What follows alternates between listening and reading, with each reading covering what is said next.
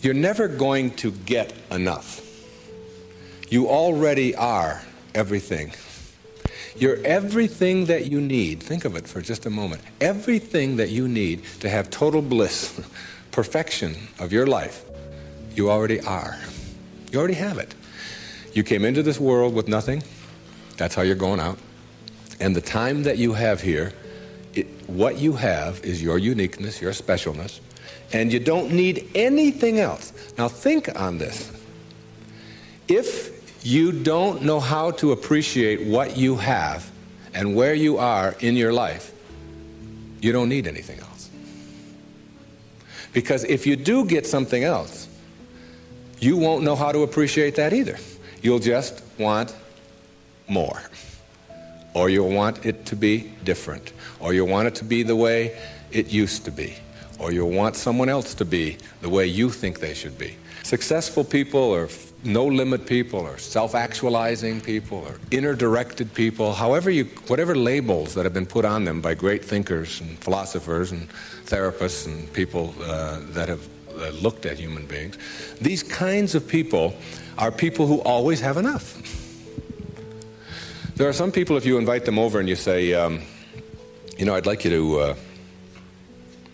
to come over tonight, and I'd like you to stay over if you can, instead of having to drive back. And they'll say, well, can you stay? And I say, well, I don't know if I can stay or not. Well, you could sleep on the cot. Oh, no, I could never sleep on the cot. I can't sleep on cots. I got a sciatica. Don't you know that I have back pain and cots? No, that's out of the question. I couldn't sleep on a cot. And what about breakfast? Well, we don't have any food, but we have some old grapefruit that are in the refrigerator.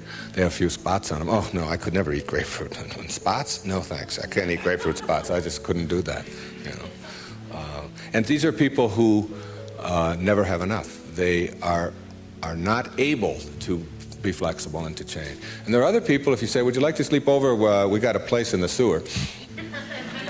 Hey, that'd be great. I can handle that. No problem. I slept there before. It's all right. And all we have is grapefruit. Oh, I love grapefruit. Well, there's got spots on them. Oh, I really like grapefruit spots. Those are terrific. I'll go for those.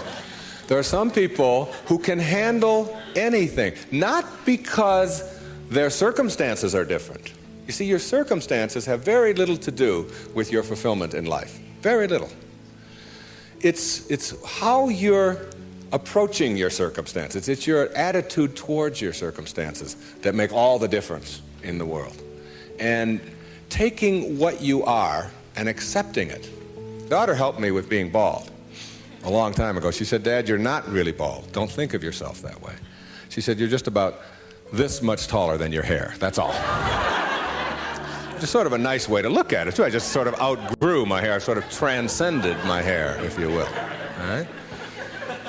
No-limit people are human beings who take what they are and accept it, and don't tell themselves that somehow they're deficient because of anything about themselves. This is a very crucial concept for me and for virtually all of us. It's this idea of taking your life in your own hands and being the kind of person that you choose to be, and understanding that everything that comes your way is an opportunity, is a blessing. And it wasn't until I learned how to celebrate virtually everything that came my way that I was able to transcend it.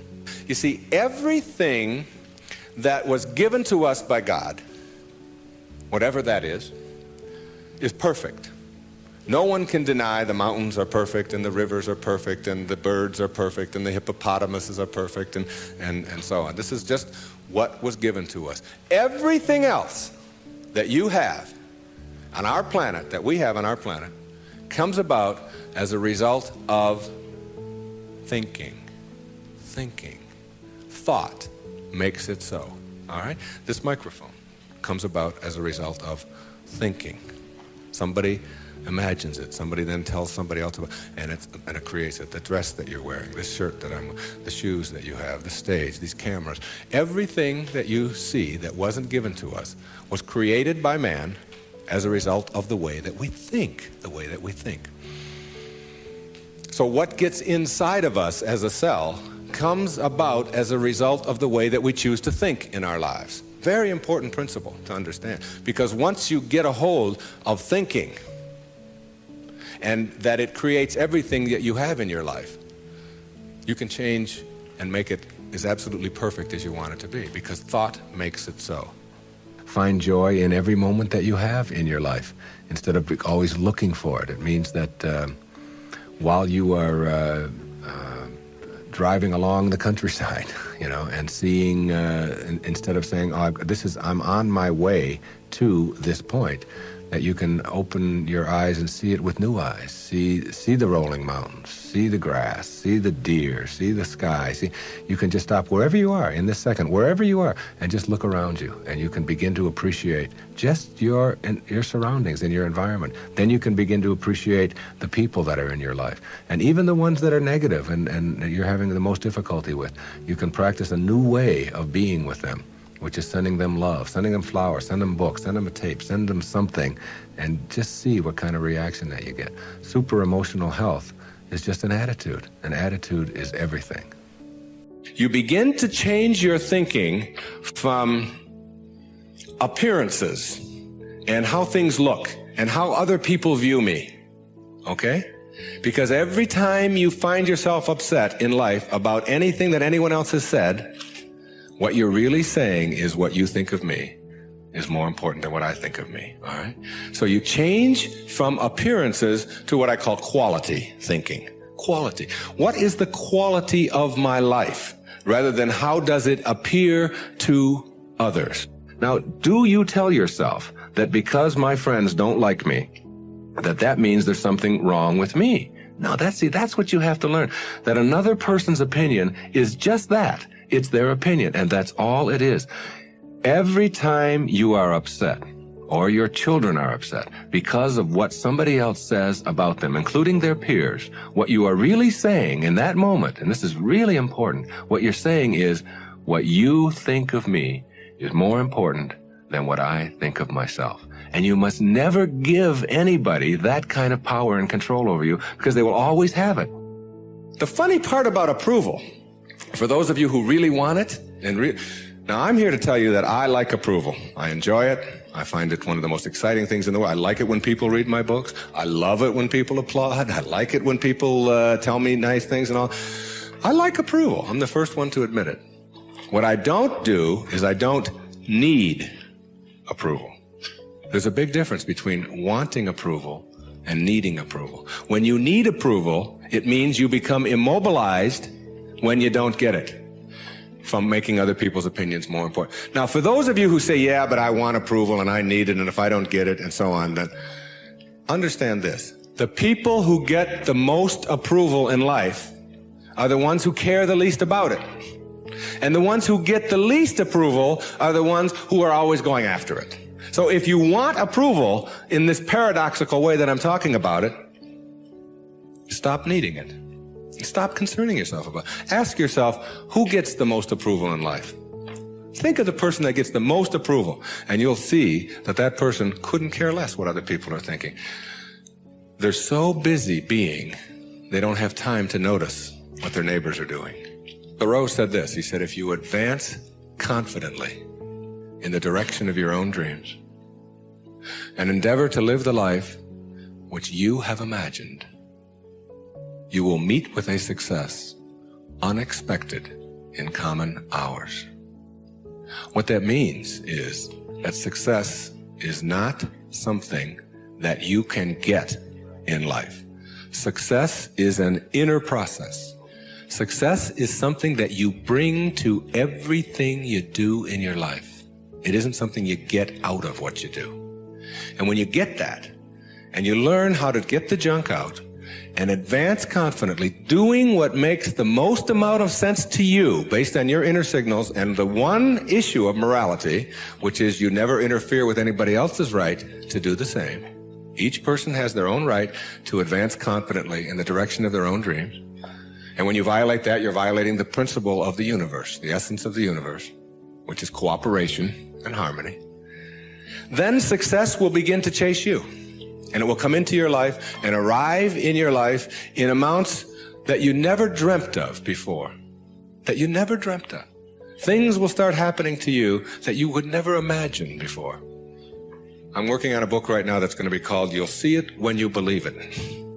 And when you start believing in some of these principles, you'll start seeing things that you were blind to for so long. When you were back here in the 2 and the 3 and the 4 and the 5, when you were moving away from yourself, as long as you're moving back towards your universal essence, your harmony with yourself, your cooperation with the rest, things will start happening in ways that you never dreamt of. Jung called it synchronicity.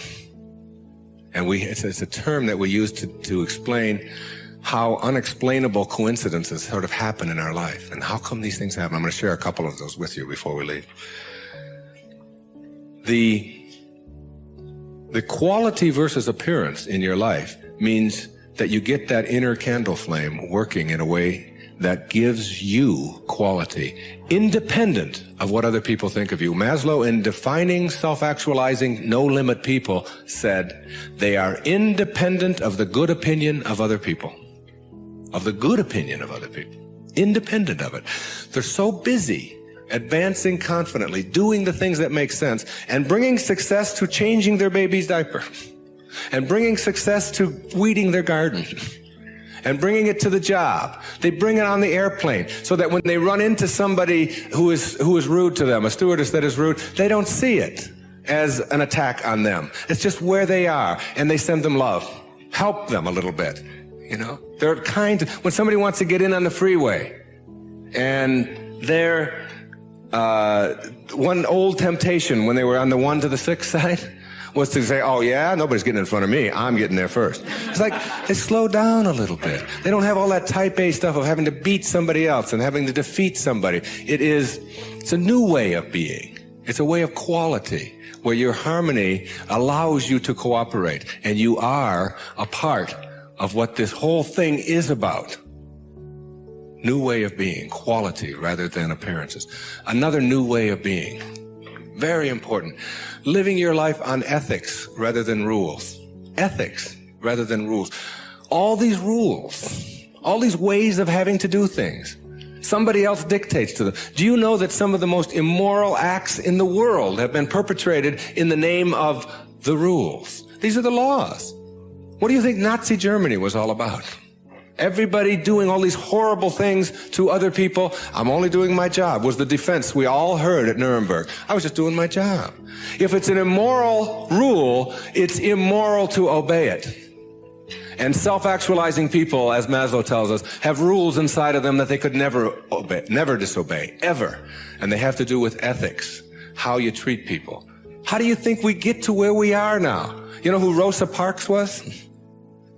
The woman in the South, the black woman in the South who said, not today, I'm not going to the back today, no way. I know what the rules are. The rules were all over the place. If you needed a reminder, there were signs every place, colored in the back, white in the front. And she said, no, I'm sitting here. And that made all the difference. Ethics, not rules. When your children start disobeying rules that need to be disobeyed, don't be surprised. When I was in the service, they had a policy on Guam, where I was stationed, which would not allow the Guamanian civilians to shop in the PXs and the Navy exchanges. But they did allow all other civilians to shop in the Navy exchanges and PXs. But if you were Guamanian, that is, if your skin was dark and your eyes were shaped a little different, then you couldn't. A clear, outright violation. I was a serviceman. I was in the Navy. I was a communications cryptographer. They had a newspaper in the Guam Daily News, and it said, an invitation to speak your mind. There was a letter writing contest. And they offered $75 to the first prize winner. $75. This was 1961. That was a fortune to me. That was a month's pay in the Navy at that time, almost. So I entered the contest, and I knew I would win it. I had already written a novel at that time. A whole novel I had written while I was on Guam. I knew it wasn't going to be a contest. I felt sorry for the other people entering it. I knew I was going to win this. Unfortunately, I didn't realize that when you're in the service and you have an opinion and you don't submit it to the chain of command, that you can be court-martialed for that. So the headlines on next week's Guam Daily News were, U.S. sailor assails policy of discrimination. Big, hot stuff, all right? And I was called before a vice admiral, Commander Naval Forces Marianas Islands, and threatened with a court-martial because I had disobeyed the rules, even though the rule was immoral. There are lots of them like that. And when I went in and they threatened me with a court-martial, I told them this was my battle plan. They didn't have Xerox machines in those days, so I had to get a lot of carbon paper. I wrote a letter to President John F. Kennedy, and I wrote a letter to the Secretary of the Navy, and I wrote a letter, my hometown was Detroit, I wrote a letter to the Detroit News and a letter to the Detroit Free Press, telling them what was happening to me as a result of just expressing my opinion about an immoral act that was going on over here on Guam. And I showed the Naval Vice Admiral my letters, right there. I said, I've only sent the one to the President and the Secretary of the Navy. These letters go to the newspapers across the country. There was one there to the New York Times as well, and the Los Angeles Times. It was, and I just spread them out before him. I said, if you court-martial me or punish me in any way for this, then what's going to happen is the world is going to find out about this policy. And I'm prepared. I'm ready. I can handle it. And I was 20 years old at the time, or 21. Not only did I get a blessing from that, because all things come in blessings for you, I got out 90 days early. And they stamped on my record, PI, because the president took it up and sent it to the secretary. Must have. And I never heard from him, but the PI on your record means political influence. And they don't like anybody with political influence in the military. And as soon as they saw that, they said, this is somebody we probably will be giving a discharge real soon. There was no court-martial, and in September of 1962, a brand new policy was initiated on Guam, which allowed any civilian to shop in the Navy exchanges. And it came about as a result of someone saying, these rules are immoral, and therefore it's immoral to obey them. New ways of being, ethics rather than rules. And when your kids want to know why, how come these rules are so stupid? How come we have to do this? Encourage them to change them. My mother always did that. She would have to help me get out of the messes that I got myself into, because I did it in my impetuous youth. I would just, when they would say to me, what's more important, your job or school? I was just honest. I said, my job, of course. That's how I felt in those days. But what you do put out in the world is exactly what's coming back to you. And if you find things coming back to you that you don't like and don't understand, don't ask yourself why these things are coming to you. Ask yourself what you're doing to make them come back to you. And when you start putting the responsibility on yourself, you'll start seeing dramatic changes. Dramatic changes. A new way of being. Instead of rules, ethics. Another new way of being. Instead of looking all your life for achievements and externals, try living your life on knowledge for the sake of knowledge. Knowledge instead of achievement. For the sake of knowledge. Being in a context in which you don't have to collect a lot of merit badges. You don't have to collect a lot of awards and other people's value judgments. That you go to school or you go out into the world or you read or whatever it is you do because it makes sense to you, not because of what somebody else is going to put on a transcript or where you're going to appear in a class list. We need to help our children to understand and value the importance of knowledge for the sake of knowledge and doing things that make sense rather than taking the easy way. Knowledge rather than always trying to achieve. We're in an achievement-oriented society, which tells us that we evaluate and judge a human being based upon how many achievements he has. But most of the people who get caught up in that trap and are always in this circle of trying to get ahead, trying to always get ahead, their reward for that almost always is higher blood pressure, ulcers, early deaths, and even things like cancer, we're beginning to find out, are related to the kinds of stresses that we have. And remember, it's a perfect universe. There's no stress in it. There's only people thinking stressful thoughts. And when you put that pressure on yourself to always achieve and get ahead of the other guy, you miss what it's really all about. There's nothing wrong with goals. It's falling in love with them that's the problem. It's not being able to be flexible and alter them. If you have a goal to get here, to get $100,000 in the bank, to get to this promotion, to get 2 cars in your garage, whatever it is that your goal is, and you're on your way to that, and you're always working at the goal, all of this stuff on your way to the goal is called striving, and that's what you learn, striving. And striving is a very low-level place to be. When you get to your goal, because all you've ever known is striving, you will just always suffer from this disease called more. You will just upgrade your goal to $200,000, 4 cars and 2 houses and another wife and a younger one, and all of these kinds of things. If you have a goal and you understand that every step along the way is a present moment to enjoy and to live, then the goal won't become any obsession. I don't have any goals in my life. People ask me, where are you going to be 5 years from now? What are you going to be doing? What's next for you?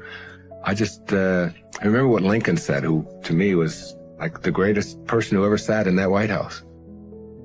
He said, I never had a policy. He said, I just tried to do what made the greatest amount of sense each and every day of my life as I sat there as the President of the United States. And I think there's something really significant in that you don't have to get it all planned out and follow a certain pattern and do it a certain way. If you just sort of trust your inner instincts and go with that and live each moment, the goal stuff will all take care of itself. But if you're sacrificing and pushing your life aside and suffering on your way to trying to get someplace, you'll never get there. It will always elude you, because once you get there, you'll just have to upgrade it. And that's because that's all you'll know. Nowness is that purest form of sanity, living in this moment and enjoying it. And all the rest of it will sort of work its way out.